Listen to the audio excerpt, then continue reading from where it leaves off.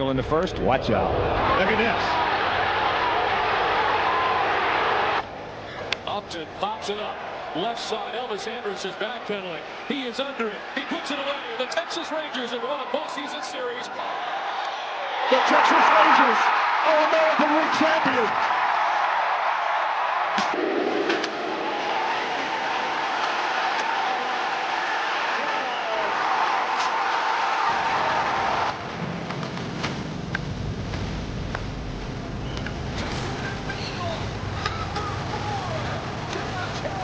One swing.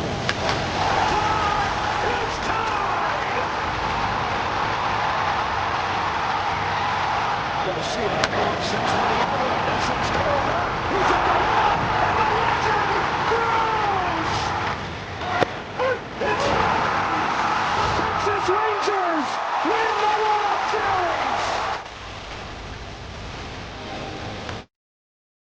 And welcome to another edition of Right on Rangers Live. Wish I could be getting on the air here in better circumstances. Unfortunately, you've got a decision here to pitch Jose Corniel in a 2-run ball game. Not going so well. Not going so well, baby. I like all of the bullpen moves up to this point. I thought, obviously, Ben Peoples. I thought, Peyton Gray. I thought that Robbie Ahlstrom even made sense. Probably would have gone Cole Winn here. Probably would have gone Cole Winn. I don't think I would have gone Corniel in this spot. Don't know what Wynn's status is. But I thought it was a pretty, hook, line, sinker. Go with him. Go with Winn here. But let's see what the usage was. I'm clearly just going off the cuff. He did pitch yesterday. But before then, he hadn't pitched since the 12th. So I don't really see him going back-to-back days as that big of a deal. I don't know how many pitches he threw yesterday, but I really thought it was kind of a slam dunk. Go ahead and throw Cole Winn in that spot. He threw 19 pitches yesterday. So, yeah, that's a little high, but I don't think it's a big deal for him to go back-to-back days after getting the whole All-Star break off. I didn't like the move, but I do want to say, this is a very valid point. I posted something right before I got on the live. TLC, what's good, man? By the way, always good to see you. Thanks for the comment. How much more perfect of a situation, could you have asked for in the bottom of the 8th inning? You had Brandon Nimmo as the go-ahead run, striking out, right? You had the opportunity to really do some damage there. Tie the game on a gapper. Clearly we can't put this all on Brandon Nimmo. Don't get it twisted. But the Rangers have had their opportunities. It is really hard for me to sit here and pretend like this is bad fortune. They have had their opportunities and they just have not been able to cash it today. Jacob deGrom, he has been an up and down the past couple of starts. It has been a bit up and down. He had that Angels start at the end of June. Had a few other good starts mixed in between. They might need to go ahead and get Higgy warmed up here, baby. I don't know what that was defensively also. That's a weird play there. I'm going to take a look again. That looks like Evan Carter taking a pretty bad route to the ball. Maybe thinking Wyatt's going to get there. That was a pretty bad route by Carter. Wyatt's taking the best route he can. I'm not really sure what Evan's doing there. The defense is just, man, it's so shoddy this year. It's so inconsistent this year.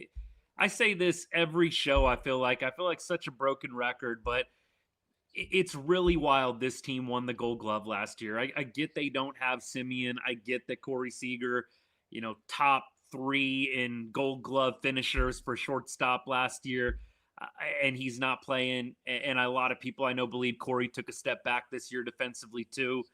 It is just crazy to me. Today in the, what was it? I forget what inning it was. Believe it was earlier on in the first or second inning, where you had the ball that Josh Young's not able to get to, right? I don't even want to get into the psychological like effort of it, but it's like dude just isn't able to get to baseballs that he should be able to get to. That infield single should have been easily picked off by the third baseman, by Josh. Instead, Zeke gets a glove on it. Antonacci, I think, was the one who hit it. And then you have Wyatt Langford missing the cutoff, throws the ball over Zeke's head for the play at the plate. I mean, that was all in one inning. Just really, really sad that the little things are not getting done well by this Texas team. It's really a team that can't afford to do the little things poorly. It's a team, if anything, that has very little margin for error when it comes to the little things.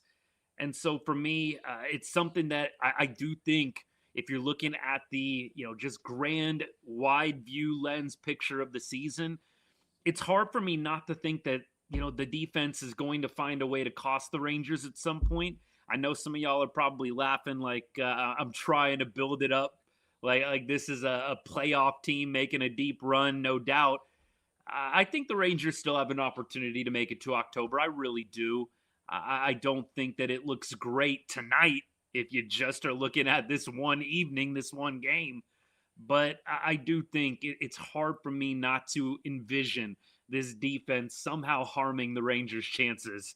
There's too many mistakes, man. And it doesn't even matter. Like when they get Seager back, it's definitely just like it's like a Met to me. I don't really think it's going to make a huge difference. Evan Grant tweeting right now. I saw this pop up on my notifications. I want to read it to you guys. This is what happens when you're forced to scrimp and save money in the bullpen. You have no reliable options. I would probably push back a little bit on Evan there. I mean, we did spend $4 million on Chris Martin. I mean, look, scrimp and save, sure. It's obvious the Rangers didn't have as much money to work with this offseason. I don't think anybody's denying that. But we did give $4 million to Chris Martin. I do think that is worth mentioning. I know a lot of people are going to throw it back on Ray Davis. And look, I definitely have my issues with the Rangers not going more all in the wake of the 2023 championship. I've said it many times. The Rangers could have totally gone the opposite direction of what Mark Cuban did after the 2011 championship by the Mavs. He could have easily reinvested in that team. Instead, you had kind of the opposite happen. And then Dirk's final years were kind of wasted. I know they still made the playoffs a few times, but we all understand what I'm talking about. Shoot, the Rangers, they're not even making the playoffs yet since the 23 championship. I definitely agree that there wasn't a lot of money to work with when it came to the pen, but you could have got creative, right? You could have made trades to get better bullpen pieces. We saw CY do that with Mackenzie Gore to avoid signing a big-name free agent in the starting pitching market. There are definitely alternatives. You didn't have to sign Chris Martin for $4 million. Like you didn't have to do that. I just really pains me when people just automatically write all of this off on Ray Davis, man. There were options. Evan Carter is having himself a day out there, man. Evan's looking like Osuna, man. Where's all the Evan Carter truthers, man? This defense. You guys know I'm just giving a hard time. Come on now. But Evan Carter is having a rough night getting these ground balls, man. What is he doing? I mean, Osuna's not making a difference in this game. I really believe that. I mean, you guys know I love Alejandro, big Osuna fan. Sad that he's had to ride the bench for what feels like, about a week straight. But Evan Carter is just having a rough night out there, man. Hey, what's good? Evan Jackson, I love it, baby. JN, what's good, my guy? Yeah, Corniel, just not ready, man. Just not ready. I know he's going to be an innings eater at this point, and when Montgomery and Bradford come back, Corniel is not going to be in the major leagues. But man, this is painful. Dude just has not been able to really find it. It doesn't feel like he's had a whole lot of great outings in the major leagues thus far. It doesn't really feel like it. CY will definitely buy at the deadline. G-Man, what's good, my guy? We were without Seager comment. Oh, yeah. Cue the, I can almost get the exact quote here. I think this inning is going to this half inning's mercifully coming to an end here. Nemo's under it. And it is 9-3, y'all. It was 5-3 coming into the ninth inning. Look, Cole Winn should have been the guy in the ninth. Maybe Cole still extends the lead, but could we not have used Cole Winn in the ninth inning? Please? Oh, my gosh. G-Man, I'm totally with you on this, though, brother. You hit this nail on the head. Like, you are going to hear, it's tough to evaluate. It's really tough to evaluate when, you don't have Corey Seager and Wyatt Langford on the field at the same time. We haven't had a lot of stretches where we've had our full arsenal. We haven't had stretches where all of our guys have been healthy, and we really feel like if we can get everybody back on the field, add a couple of pieces, we're right there. Yeah, cue that for sure. That is coming from CY. CY is buying. I know we like to do this like back and forth. Hey, they're winning.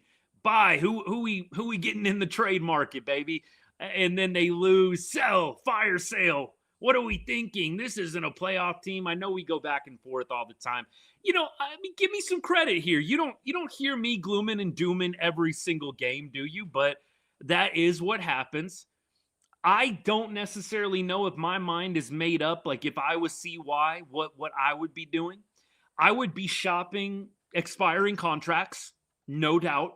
I would be shopping guys like Joc Pederson. I know that might ruffle some feathers, but anybody with an expiring contract, I'm shopping. Can I potentially get somebody overpaying for Joc Pederson? I know that a lot of y'all definitely are appreciating, myself included, what Joc is doing right now, but man, it could be nice to get a little value out of what's been a bad Joc Pederson contract.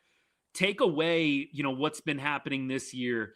Last year, on a 2-year contract, having the year he had last year, the guy would have had to have been prime Barry Bonds this year for that contract to ever be worth it. I think if you can get an overpay for Joc at this point, you definitely think about it. Now, if they hold Joc and just try and make the playoffs, would I be pissed off? No. I don't think it's like that dire of a situation. You have to trade Joc Pederson. I don't think that. I do think it would be bad business to not see if you could get a overpay from another club, preferably in the NL, that maybe is looking for a DH. I don't know the lay of the land there, but you get what I mean.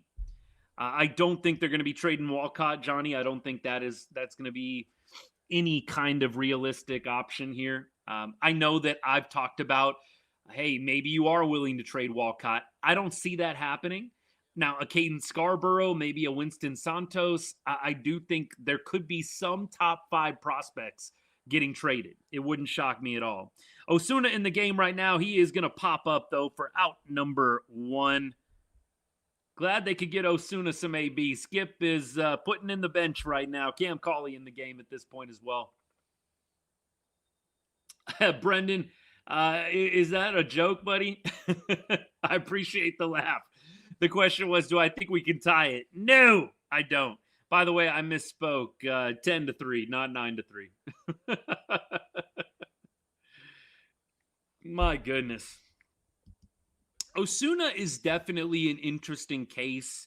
And this is how you know I can be unbiased. Like, I love that dude. I think he's an awesome player. I wish he could get an extended runway. He kind of did, and he showed you that he can get on base. Yeah, the defense leaves something to be desired. We all understand that. The reality is Alejandro Osuna hasn't even played a full season in the major leagues. Give the guy a break, man. He has less than a full season of games in the major leagues. The defense is going to improve. He's not going to be terrible. He's not going to be below average forever. I think he's going to come back to the norm. I don't know if he's ever going to have an elite glove, but I really don't think with experience, with more games under his belt, I can't see Osuna being as bad as he's been in the outfield. And look, go by the advanced stats, the metrics. It hasn't been good out in the outfield for Osuna. Now, you talk about guys like Josh Young. It's a trade-off, right? Would you rather, have the bad defense but the good offense with Josh Young? Yes, you would. Would I rather have a guy that can get on base consistently for maybe slightly worse glove? Yeah, I'll definitely go that direction. So for me, Osuna could be a guy that you trade as well. I don't see a great path for Alejandro. Cam Cauley's going to double here. Let the comeback begin, baby. Get the rally started. Let's go. Cam Cauley, man, guy I would like to see get more reps as well. I'd like to see what Cam can do. He's gotten some ABs here and there, but he's another guy that's not really getting a super long runway right now. It's very spotty playing time. I do think Osuna could be a trade candidate. I think Cam Cauley could potentially be a trade candidate as well. I mean, these are the major league depth guys that I've been talking to you guys about. A lot of y'all will push back and say, no, I shouldn't say a lot of y'all. Some of y'all will push back and say, what are we going to trade, man? We have nobody in the farm. I don't think that's true. We do have some pieces that are interesting in the farm for sure. But I've said a number of times, I think the Rangers are going to have to trade major league depth if they want to go get a splashy player, right? You want to go get a Casey Schmidt from the Giants. You want to go and get a top of the line starter, for example. You're probably going to have to trade some major league depth. And maybe that's Osuna. Maybe that's Duran. Maybe that's Smitty. Maybe that's Cam Cauley. I do think that those are potentials for trades. I don't think anyone is completely off the table. When you think about a guy like Osuna, who's he going to play for at any point unless he's going to learn first base and be a platoon option at first base with maybe Jake Berger, who definitely had a nice game today with the home run, but Berger's been pretty cold over the last 15 games or so. Evan Carter going to get caught here, 2 outs. A little ground ball up the middle. Nice play by the White Sox infielder. And Evan Carter's retired by half a step. Tarps off, baby. Hey, we're losing 10-3, but the tarps are off. You know what? I find myself, like I told you guys, man, if we're winning, if it's close, in a losing effort, it just doesn't hit for me. I'm not going to lie to you guys. It does not hit for me. Call me old school, whatever. I don't even care. It just doesn't hit for me when we're losing a 10-3 ball game, baby. I appreciate it. They're trying to make the best out of a bad situation, but it doesn't hit for me. Look, there's a number of guys that we could trade, and I see Kenny. What's good, man? Always good to see you. Kenny says, try and unload Young, Berger, Joc, and Junis. I mean, again, any expiring contract player, I'm taking calls on. Junis is an expiring contract player. You should take calls on Junis. You should take calls on Higgy. You should take calls on Joc. You should take calls on any player that has an expiring contract. See if you can get an overpay. See if you can get some value out of it. That's just good business, man. That is good business. You see why I wouldn't be doing his job. Fenstermaker would not be doing his job if you're not seeing what are teams going to pay you for some of these expiring contract players. I mean, look, I love Jacob Junis. I don't think Jacob Junis is the difference between a World Series and going home and sitting on the couch. I think you need guys like Jacob Junis, but I think you could just as easily make it to the playoffs without Jacob Junis. Jacob Latz, I feel a little bit differently about. I don't think you're going anywhere if you don't have a lockdown guy in the 9th inning. And in Jacob Latz's case, in the 8th and 9th inning, right? With how many multi-inning saves that dude has gotten over the course of the last 2 or 3 months. Elias Diaz up the bat right now. Rangers' final hope here. 2-2. And he is going to get rung up. That's appropriate. He is going to get rung up for strike 3. Elias Diaz takes one that was painted inner half right at the knees. Appropriate way for this game to end. Oh, geez. Hey, JN, Ahlstrom, I'll give Ahlstrom some credit. He pitched well tonight. I know he's been up and down, but the other guys, I don't have much of a defense for them. It's really sad. It just doesn't seem like there's a lot of immediate answers in AAA. The guys that are immediate answers are already up. Peyton Gray, I think, look, the fact Peyton Gray as a rookie, 3.53 ERA, you got to take that from a rookie, man. This is his first season in the bigs. JN, I know you didn't include Gray, and so I'm not coming at you that way, my guy, but Peyton Gray's been pretty dang good. 3.53 ERA from a rook. I'm going to take that. And that's a rook pitching in some leverage, right? Ahlstrom, 6.06 ERA. That's leaving something to be desired. But, Robbie, to me, is probably going to be another one of the guys that they think about potentially sending down. You're getting Montgomery and Bradford back. And I love Robbie. I'm a big Robbie Ahlstrom fan. But I don't see him staying up in the big leagues either once Cody Bradford and Montgomery are back in the game. I think when you add those two lefties, you kind of think what Robbie does. He's kind of in that, long relief / mop up duty deficit, right? He's pitching in those types of situations.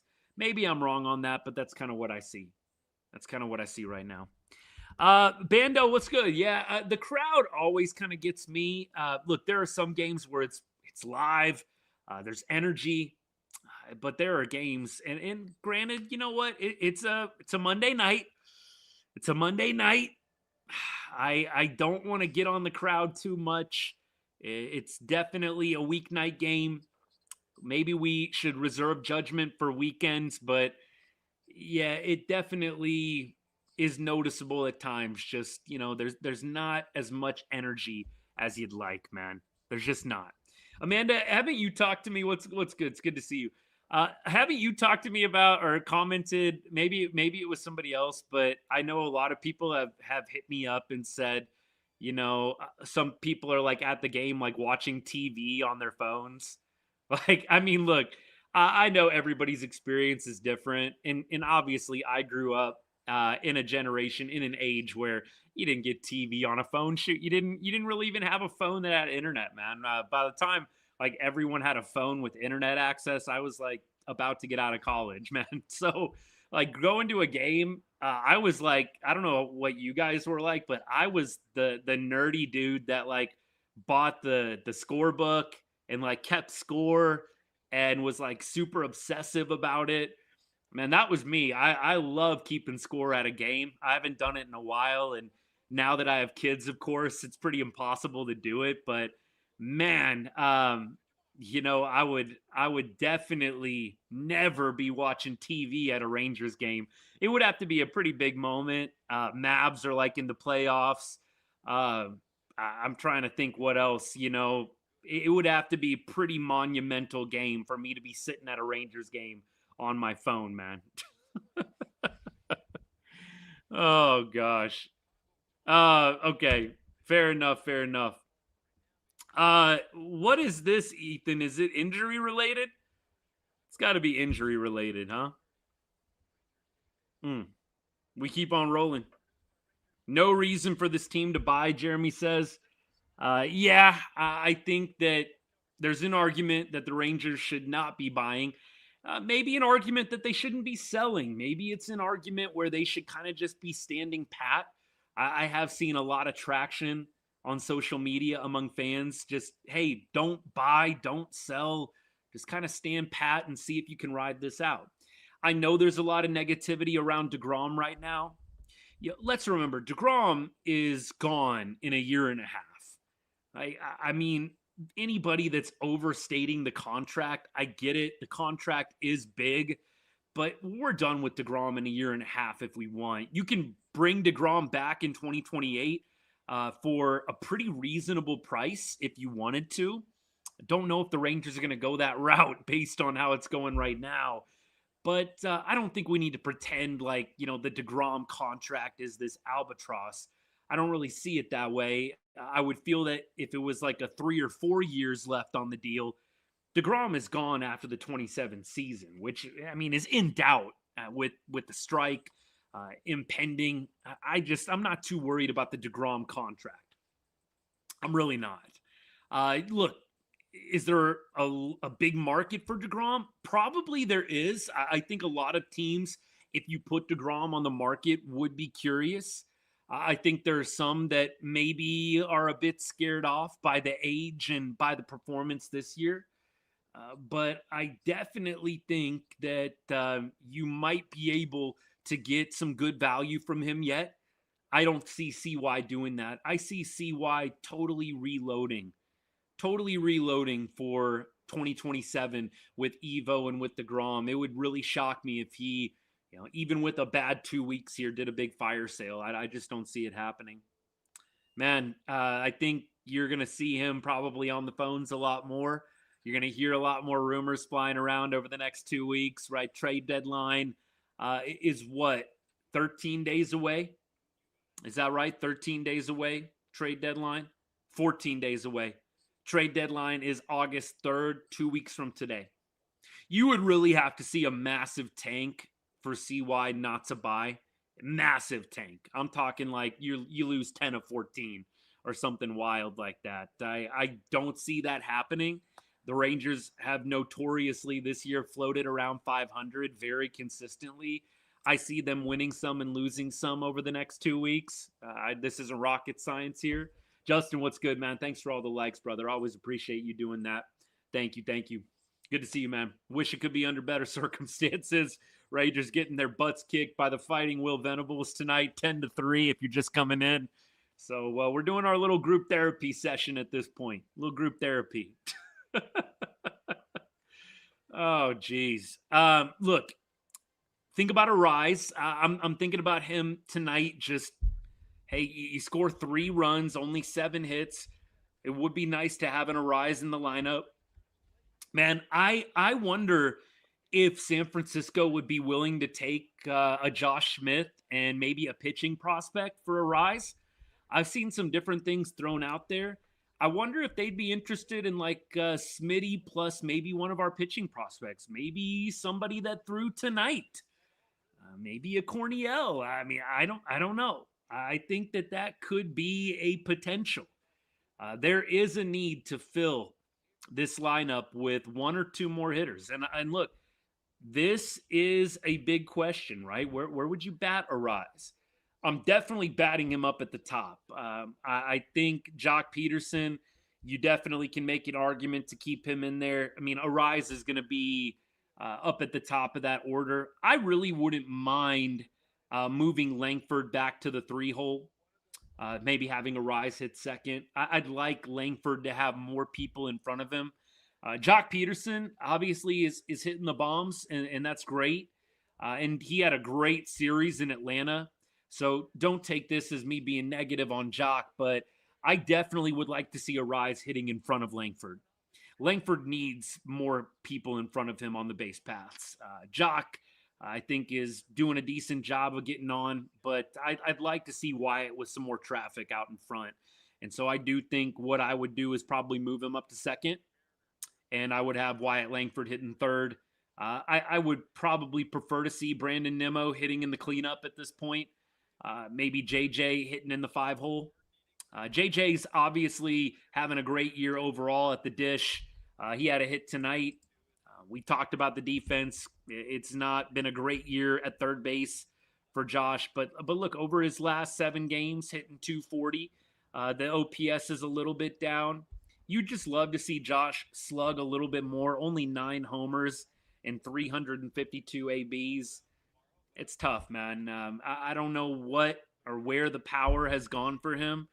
Clearly, he's dealt with some injuries, but I mean, we're talking about a guy that, in 2023 hit 23 bombs. I mean, I really thought 20 plus homers was going to be the basement for Josh Young. It's a little tough, man. I'm not sure quite what to do with JJ, but I'm probably not hitting him clean up at this point. I think 5-hole would probably be what I would do. Nimmo is definitely playing better this month. He did not have a good game today. Struck out 3 times, went 0 for 4. Big strikeout with the game on the line in the bottom of the 8th inning, unfortunately. But Nimmo had a great series in Atlanta as well, and he's really been hot ever since the Angels series.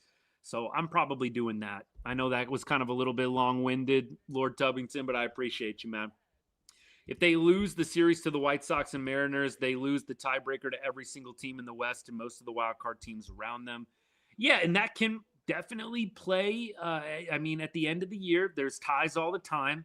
I don't want to over dramatize, if that's even a word. I don't want to be overly dramatic when it comes to the tiebreakers because, sometimes it doesn't work out that matters. But there are many times where it does. It is a tight race in the AL West. And clearly in 2023, the tiebreaker mattered. I mean, in a good way for Texas. It ended up winning a World Series, even though they didn't win the division that year. Still, I definitely am not going to get over the top about losing tiebreakers. Now, losing back-to-back series, yeah, that's not going to be good. The Rangers need to get some wins in this homestand. They need to get some wins in this homestand. Yeah, they're in a little bit of a tough stretch here. You're playing the Braves out of the break, one of the best NL teams. You're playing the White Sox, one of the best AL teams. And then you're playing the Mariners, who are a big rival in the division right now. And, very well. Are they in first place now with the loss? They won today. I mean, look, neck and neck with Texas, right? So it's 1-0. Mariners in the bottom of the 7th inning. 1-0 in the bottom of the 7th inning. So Mariners could overtake the Rangers for first place. We keep rolling. Appreciate you guys. See what I missed. We need Seager back. Duran and Lopez have hit a wall. Yeah, Seager is definitely progressing from everything that I've read. I'm not going to pretend that I'm super confident he's going to come back and light it up, but I do think getting him back in the lineup is a positive. It is a good thing. I know there's going to be some Rangers fans that, that don't want to hear that. No, man, roll with Nicky Knox, roll with Nicky Lopez. Look, I like Nicky Lopez a lot. You guys know this, but yeah, we got to get Seager back in the lineup. Ezequiel Duran is having a tough stretch here, man. He is in a tough stretch. I know he had a hit today, but man, some of the strikeouts have just looked ugly. They have just looked ugly today. And also over the weekend as well. 227 over his last 7 games, 259 over his last 15. Not bad. Look, falling back to earth maybe a little bit, but I wouldn't list Zeke Duran as one of the top offenders. Look over his last 30. The OPS is sitting at 687. That's probably a little below league average, right? So at this point, I got to agree. It's going to be nice to get Seager back. I hope that obviously the reset for him, even though it was forced due to injury, I hope it helps. I hope he can come back and be a solid presence in the lineup for Texas. I'm not going to be getting my hopes up like crazy. That's going to happen right away, but I hope it does happen. Really hope it does. Nicky Lopez's defense is horrible. I've noticed a couple of things here and there recently for sure. By and large, I can't say that I have, that convinced of an opinion about Nicky Lopez's defense. But there have been a couple of things over the last few games where I've said to myself, yeah, not the greatest, but I don't think Nicky Lopez's defense is even close to this team's worst issue or worst problem, man. We keep going. Jose Corniel got to get sent back down. He will. He's not going to be around for very long. I don't think it's going to be tomorrow. It might be. But, when Jordan Montgomery and Cody Bradford get back, guys like Corniel, guys like Ahlstrom, maybe, I think are probably going to get sent back down. That's what I see happening. Appreciate all y'all hanging out. We keep going. We're just doing our usual post game. We'll do a preview for tomorrow's game in about 15 minutes or so. So we're just rolling through as many comments as we can. I apologize if I missed anything. Definitely feel free to repost. There's a lot to sift through, doing my best. But I definitely want to get to everything of substance. So feel free to fire on your comment one more time if I missed it the first time. CY thinks Seager will be back on Friday. Interesting. That to me would definitely be helpful with the Mariners coming to town. That would be nice. You hope that can happen. Let's see. Morjan, Arise, and Waka are my dream deadline acquisitions. All those seem very reasonable to me. I'm just trying to conceptualize if I think that those players would actually put us over the hump or not. It would definitely make us better. I would like to think that, that would definitely keep us in the race for most of the year. If I'm being totally greedy, I'd probably like to see one more hitter. I'd love to see one more hitter, not just a Rise, but I'd love if they added a Rise and one more bat. I know it's way too greedy, but I really do feel like this team is a couple bats away. Man, I feel like they're a couple bats away. But going back to what a couple of y'all have said, it is tough. Where do you put some guys, right? Where do you put certain guys? If you add two more bats, who's coming out of the lineup? It's probably going to be Ezequiel Duran for one. And then, we'll see how Evan Carter comes along. I know there's some fans that are really locked into the concept of Evan Carter, never getting benched. I do think Evan Carter is a guy that's teetering right now. I could see the Rangers adding an outfielder in the case that Evan Carter does not consistently hit this year. I don't know if that's something that they're going to be good with for the entire season. And I'm not just saying that because, we've had the Osuna-Carter debate.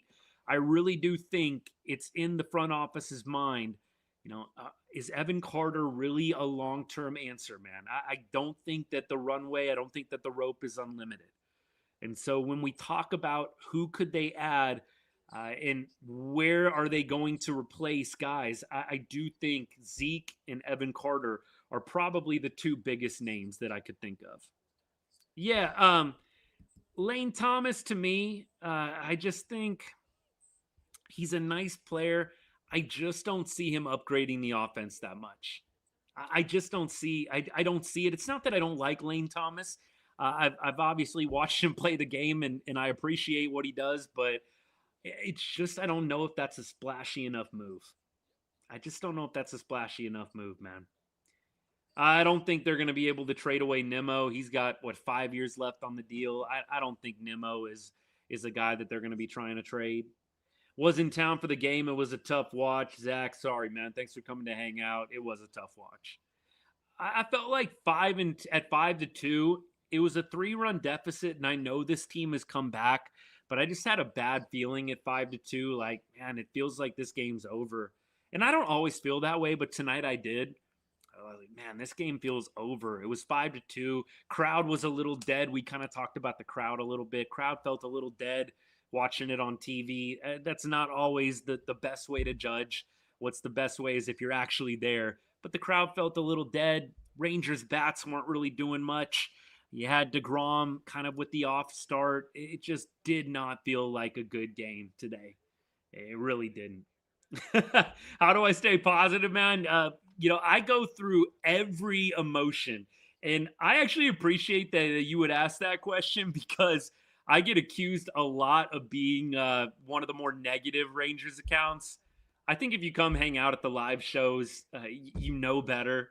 It's obviously a little different when I'm sending off tweets, firing off tweets, reacting as things happen live. But man, I go through everything. I get pissed off. I get depressed. I laugh. At some point, you got to laugh at some of this. It's definitely a 162 game season for a reason. But man, it is hard for me not to take some games personal. Skip talking right now. Let's get to it.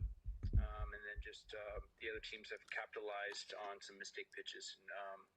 So the crooked numbers have cost us the last couple games, and we just haven't been able to catch up. Well, Skip, it would have helped if you wouldn't have put in Corniel in the ninth inning, buddy. I mean, come on now. You win a game. That's how you get back on track. So tomorrow's going to be with Rocker going. It's going to be important for him. Kumar throwing tomorrow. How are we feeling about Kumar throwing tomorrow, y'all? I thought our offense actually took some really good at-bats. We had opportunities all night. You were at the game, and they were more hyped than normal. Can't be too hyped, and we can't keep up. That's fair enough, my guy. Thanks for the comment. Appreciate that.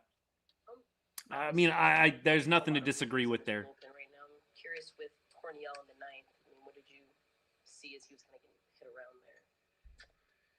Yeah, I mean, we had, just kind of the way we pitched. Kennedy asked about Corniel. This is good. If we tied the game, Latz was going to go in. We kind of chased it a little bit with Ahlstrom, obviously. I mean, he went three days in a row. Alexander was down today. So, we felt like, if we got it within one run, we had obviously traffic in the 8th inning. If we scored another run, thought about chasing it with Wynn, even though we were down. And then obviously if we tied it, we were going to go Latz. But being down 2, we're hoping, Corniel hasn't thrown. When the only guy that hasn't thrown, fresh arm, that we could, try to squeeze an inning there and keep it within, 2, or, if he gave up a run, that's okay. I don't like this answer. And, unfortunately, kind of got out of hand.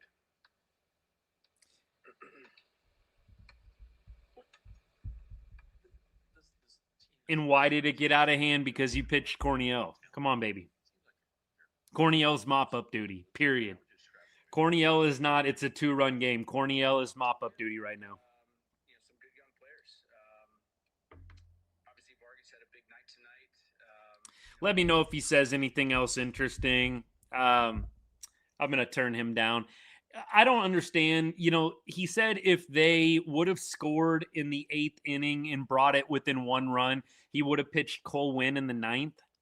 I don't really understand why you wouldn't have pitched Cole Winn with a 2-run deficit. That doesn't make a lot of sense to me. Hey, we would have pitched Cole Winn in the 9th with a 1-run deficit, but we won't pitch him in the 8th we won't pitch him with a 2-run deficit. I don't know.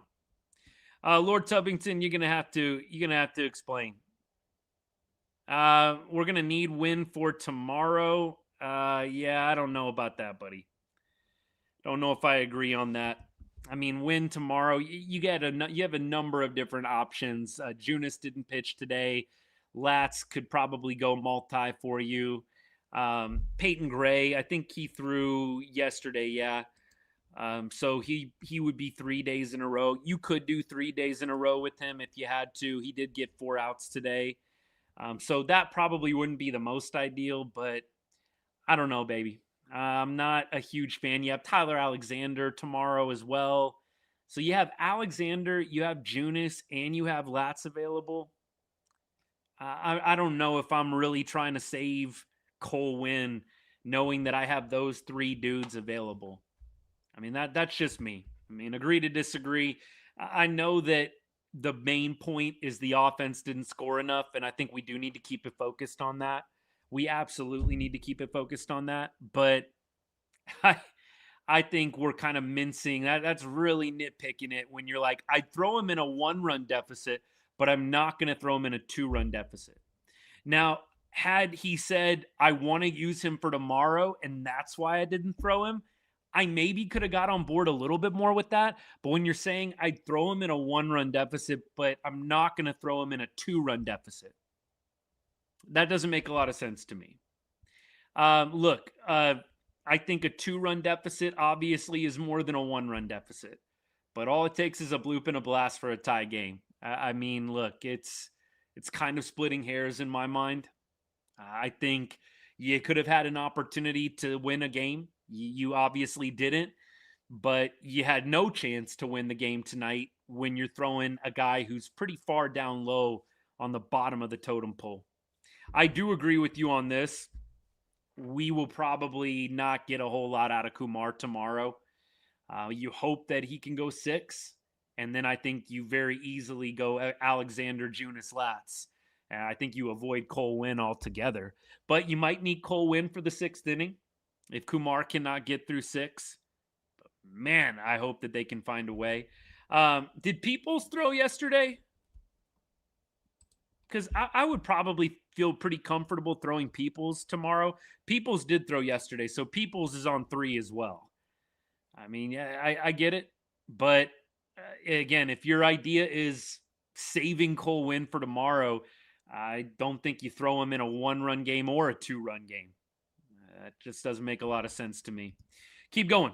Bottom of the order. Let's see. Bottom of the order probably wouldn't have scored the runs to win the game if Wynn came in.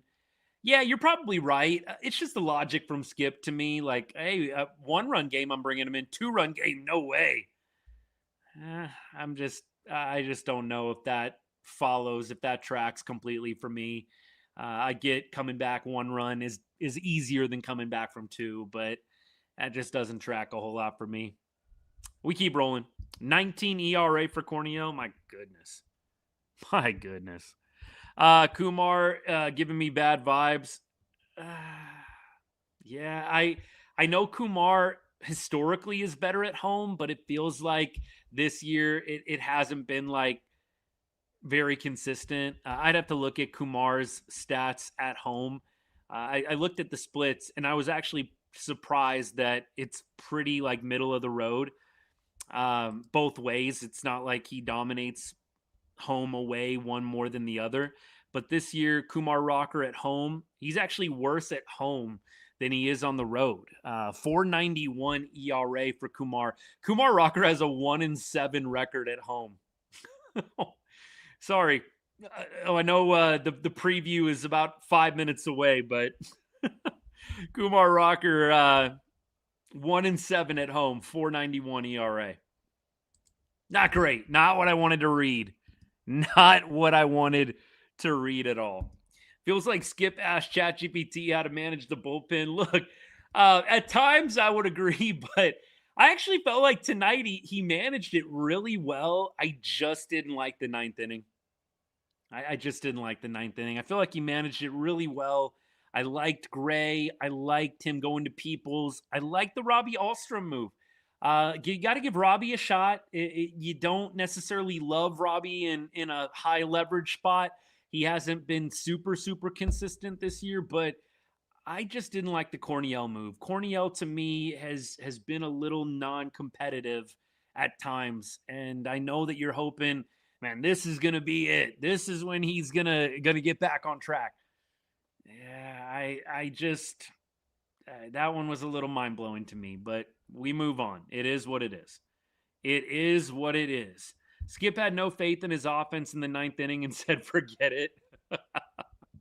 I mean, look, he didn't really have, we didn't really have a great look at that 9th because of the blowout in the top half, right? Like it might have been interesting to see what would have gone down in the 9th inning, but it was a blowout. So, I mean, Berger got benched, Duran got benched.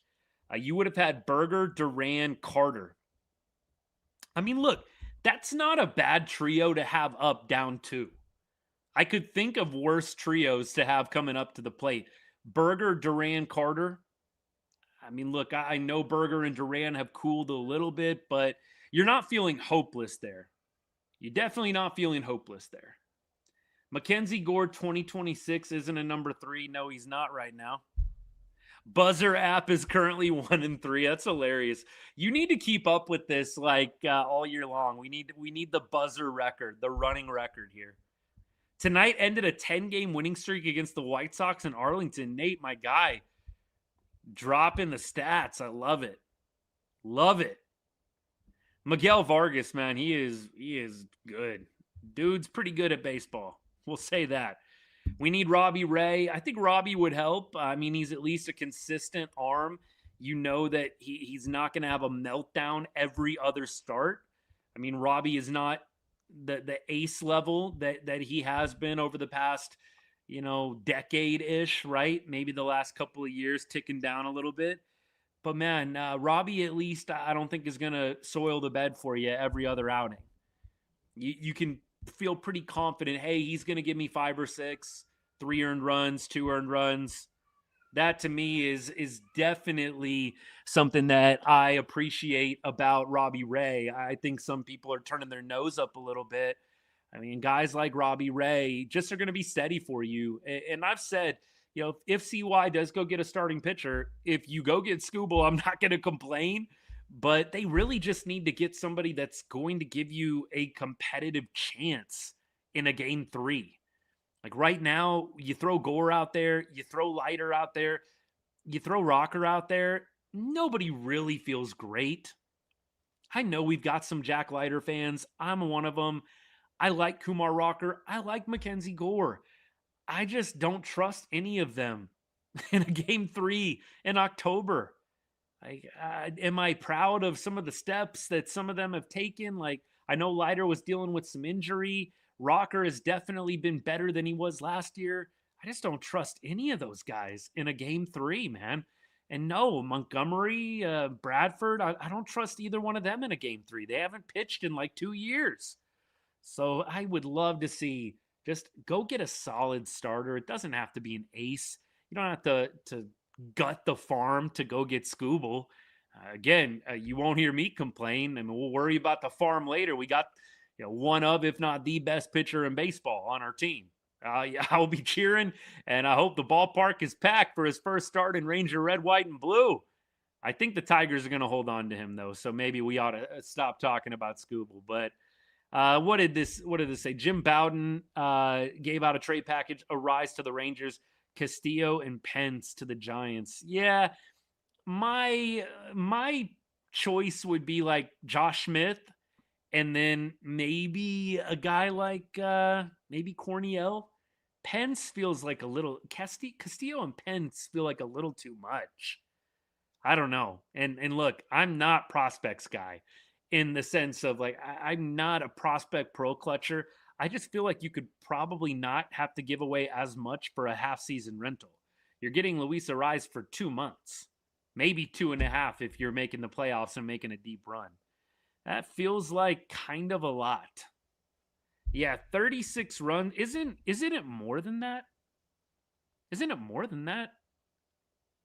How many did we give up on Sunday? We gave up 10 runs tonight. It was 21 going into Sunday. And it was, yeah, it's been a lot. That's all that matters. It's been a lot. It's a lot of runs given up. And a lot of it is bullpen related. You definitely had Corniel kind of blowing it for what was really a pretty spotless night for the pen. I mean, Gray, Peoples, Ahlstrom were all dominant. Then you got to Corniel, and it all went downhill from there. Ethan, I tend to agree with you, although the place where you might be wrong is if the Rangers really get a lot out of Langford and Walcott. I think if Walcott comes up, really pops, Langford really takes that next step, 25-25 guy, 30-30 guy, you might see the Rangers more competitive more quickly than you think. If Langford kind of stays right where he is right now, which is good, but not necessarily like elite level, and then you've got some of the other guys kind of trending downward a little bit, I think the only saving grace is going to be if some of the young guys really light it up. Carter starts lighting it up like the top prospect that he was. Langford becomes that 30-30 guy. Walcott comes in and maybe he gives you 25-25. That to me is the pathway for the Rangers being competitive even after this 2 to 3 year window is over with. It's going to be difficult to foresee how all these guys' careers are going to play out, but it's definitely dependent on that. If those guys do not pop, it could be some dark years ahead. After deGrom, after Evo, Seager on the very last few holes of his career, it could be interesting. That is for sure.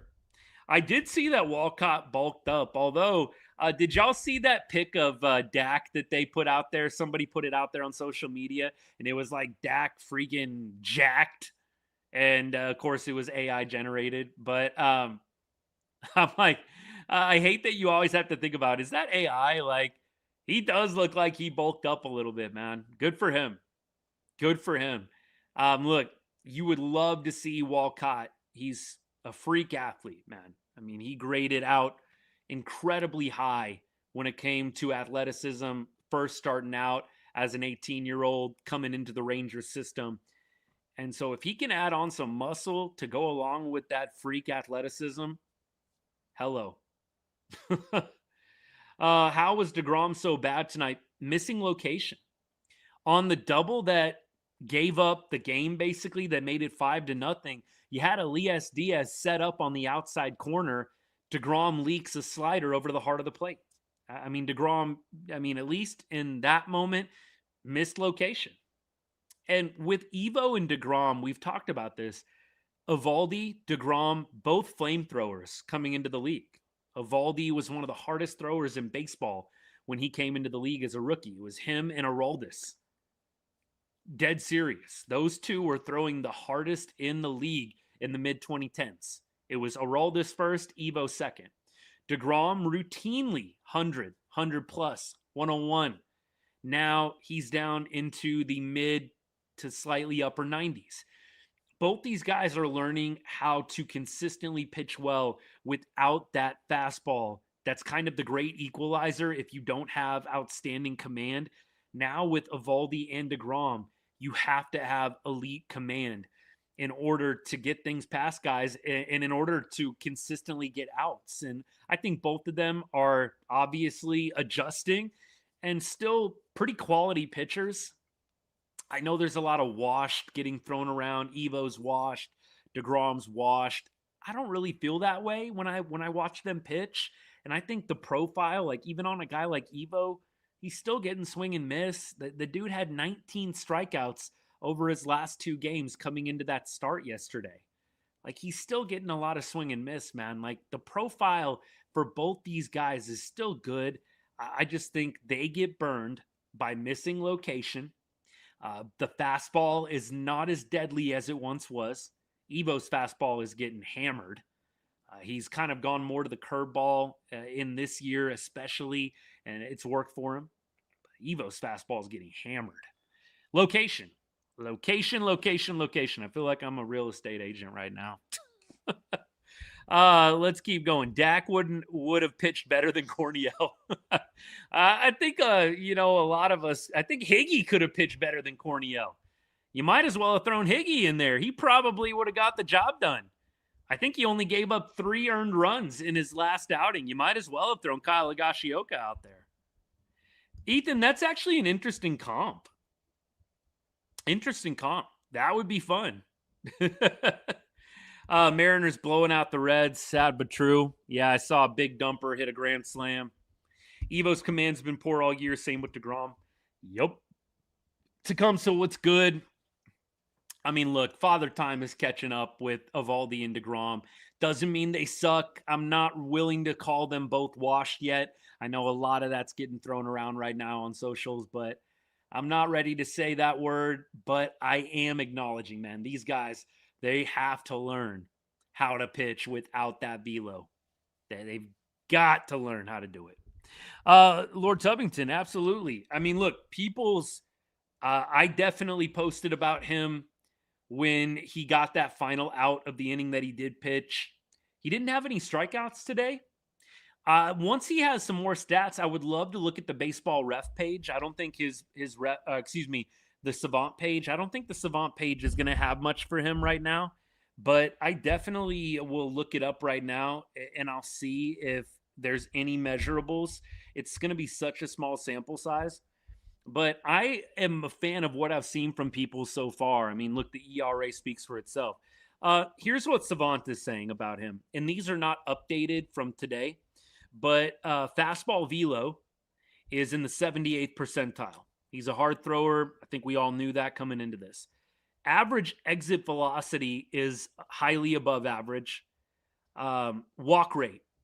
I don't think he's walked a batter yet. That, to me, is the exact opposite of what you've got with a lot of the Rangers up-and-comers. Gavin Collier, a lot of walks. Corniel, a lot of walks.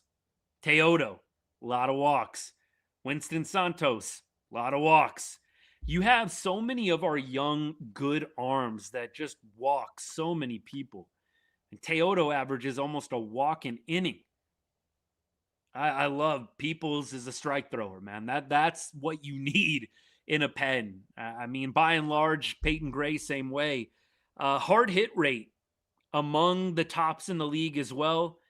Gets good extension off the mound also. Uses the four-seamer 63% of the time. Slider. So he's basically a fastball slider guy. He throws a changeup as well, but he's basically a fastball slider guy. Yeah, look, I am with you on this. Like, give me a guy like Peoples that just throws strikes. I say it all the time. I wish more Rangers pitchers would pitch to soft contact. Not pitch to contact, pitch to soft contact. What does that mean? You're mixing eye levels. You're working the corners. You're trying to jam hitters. Right? You're being very strategic. Obviously, you have to have great command. But yeah, I will take this all day long. 100%. Who did we trade to get Peoples? Who was it? Ben Hurdle. Ben Hurdle, right? Catcher? Lower minor league catcher. I remember it was the Ben for Ben deal. Let's see. Pitching to contact in 2026. Pitching to weak contact. Let's make sure we clarify there, my guy. Tecumseh, buyers. I think they will be buyers. I'm pretty sure that is going to be a thing. Unless they lose like 2 weeks straight of games, I don't see a way that they're not going to be buyers. They would have to totally crap the bed the next 2 weeks. Yeah, half out of the division, a game and a half out of the wild card. Correct me if I'm wrong. In 2024, didn't CY buy when we were out like 3 or 4 games? I want to say we were out like 4 games in 2024. Somebody check me on this.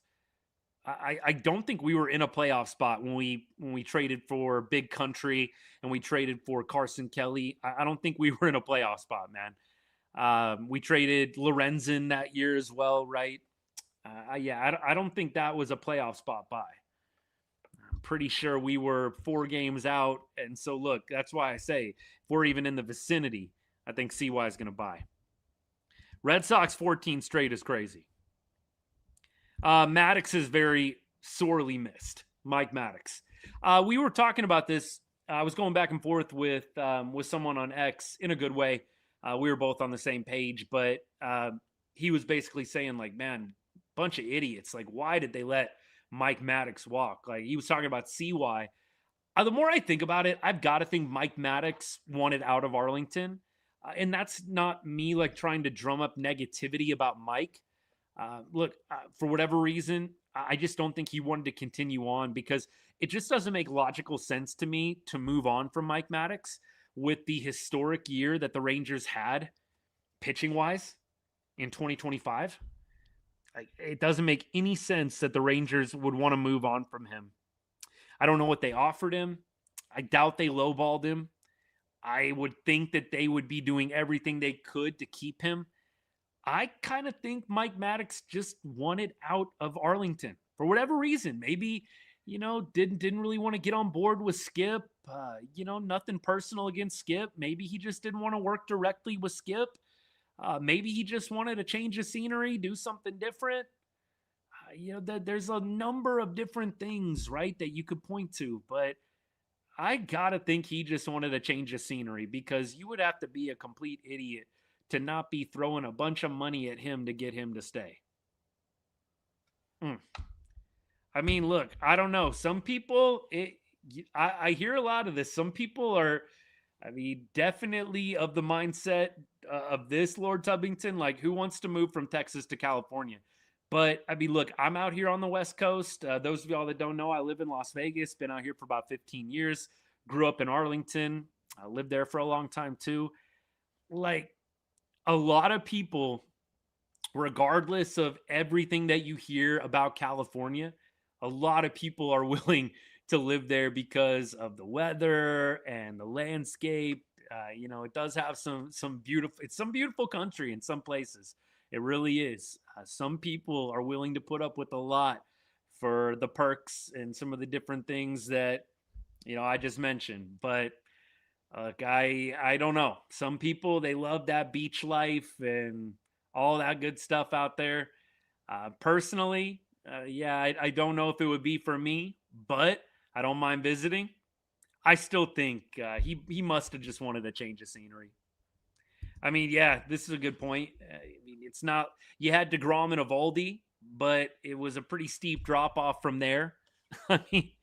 You basically got deGrom, Evo, and a bunch of question marks, man. We keep going. Let's see. Tatis and Miller in a trade? Probably not, although I'd love it. At this point, if he doesn't know better than to bring in Corniel in relief when the dude has a 1964 ERA, Skip making dumb decisions, no excuse. Yeah, I mean, look, I have already been on Dustin and a couple of times. By the way, good to see you, my guy. Appreciate you tuning in. I didn't like the Corniel move. Some people said it made sense. I don't understand bringing him in a 2-run game if you were willing to bring Cole Winn in for a 1-run game. But, we might have to agree to disagree if you're not on the same page as I am. I just feel like if you gave the ball to Cole Winn there, he might still give up a lead. But at the end of the day, the offense didn't score enough. Wasn't my favorite move either. Would I trade Joc? Yes, I would. If I was getting a good deal, I would probably trade Joc Pederson. And the reason is I would try and get something of value out of that contract. I do think there are some NL teams that could use Joc's services. And I just don't know that the Rangers are a lock to make the playoffs. I hope that they do, clearly. But I just don't know that they're a lock to make the playoffs. And so from that perspective, yeah, I think if you can get a good deal for Joc Pederson, you strongly consider it. Now, tomorrow's game. Let's kind of start getting into that a little bit. I'll still check the chat here and there. Really not a lot to preview. Schultz is pitching for the White Sox. Schultz was a big-time prospect. He is 5.60 with the ERA on the year, but this is like one of the top prospects coming up in the White Sox system. This dude is huge. Noah Schultz is huge. 6'10", 240, man. This is like freaking Randy Johnson up on the mound. He's not pitching like Randy. 53 innings, 47 strikeouts. Again, a 5.60 ERA. Did just pitch really well against the Athletics. Got lit up a little bit by Boston. Got lit up a little bit by Baltimore. 6'10". Yes, he is a lefty. So we will be seeing the lefty lineup. 6'10", 240. This dude's a monster. My goodness. So, yeah, we'll see Foscue tomorrow. Joc will probably take a day, right? You'll see a lot of lefties. I wonder, you think Cawley maybe gets a start? For a while, they were putting Osuna in there against lefties and benching Carter. It seems like they've kind of gone to Cawley. I wonder if maybe they'll let Cawley play second. Maybe they give Nicky Lopez a day and let Osuna play in the outfield. I don't know. Yeah, Braves. That could be interesting. Yeah, Joc hasn't really gotten a lot of opportunities against lefties, but yeah, he's not a guy they want to throw in there. Definitely not a guy they want to throw in there. All right, y'all. So tomorrow's game, same time. 7:05 start. We'll be back probably 8th or 9th inning again. And I'll have a video out to you guys tomorrow. I'm going to have to cook up something on this mess. We'll see what I cook up. I appreciate you guys tuning in, all the comments, questions. You guys help keep the show fresh. I don't take any of that for granted by any means. Definitely wish there were more numbers, but there's really not. 0 for 2, Teal, who won't be playing. Vargas is 0 for 2. Maydroth, 1 for 3. Benintendi, 0 for 2. That's it for Rocker. There's not a lot of numbers. Just not a lot of numbers there. Time for Cawley to take the center field job and never give it back. Yeah, I mean, I actually think the dream with Cawley is probably him and Walcott up the middle. Him and Walcott up the middle, that is an athletic tandem, man. You got both those guys chasing down ground balls. I think that would be the pretty picture, unless you go outside of the organization to get a second baseman. But yeah, Cawley's getting some opportunities. I think it's going to take a lot to usurp Evan Carter from the center field job.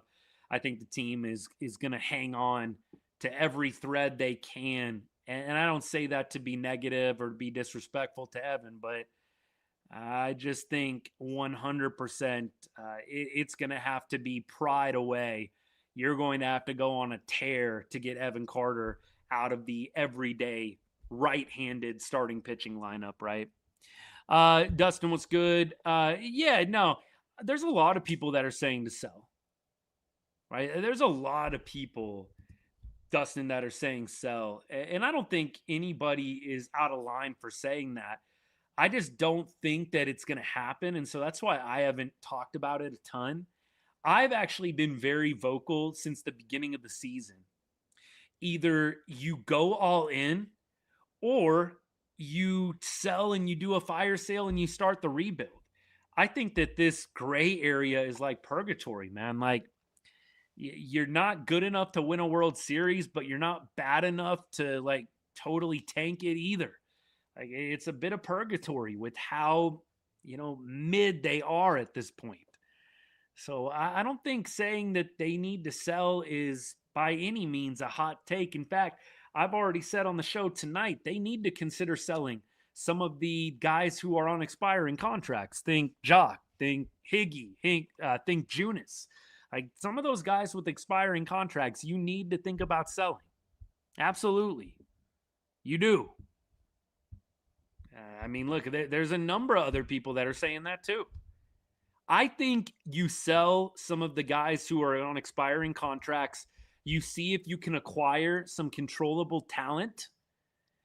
Luis Arraez obviously is not controllable talent. He would be a 2-month rental, but nevertheless, that could be interesting.